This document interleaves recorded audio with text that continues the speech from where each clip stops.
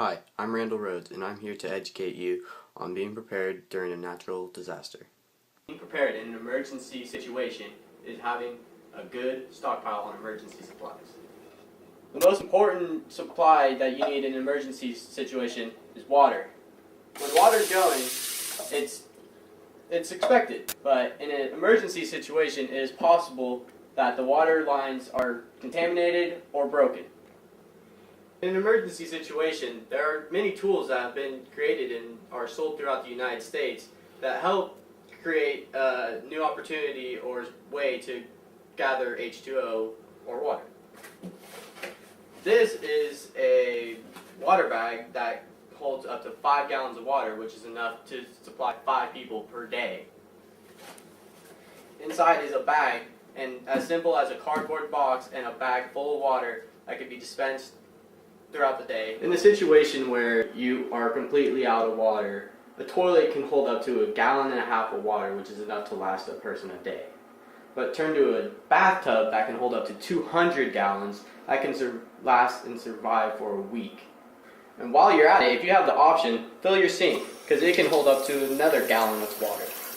In an emergency situation, there are many supplies that you will need, including towels, blankets, and even the most important, toilet paper. It's also important to have an out-of-city contact who you can communicate with if electricity and communications are down. Yeah, we're all okay. We're all okay. Don't worry. Okay, I'll let you know if anything else happens. Alright, love you. In an emergency situation, it is also very important that you know where your gas lines are.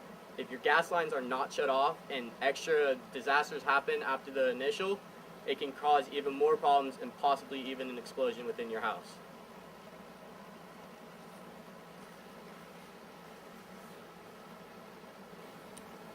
It is also important that you know where your main fuse box is. It's also helpful if you have a flashlight, that way you can see what's in there. It is important to turn off your electricity so it does not provide a spark for your gas if you have not turned your gas off already. This here is an electric generator, and it can store up to...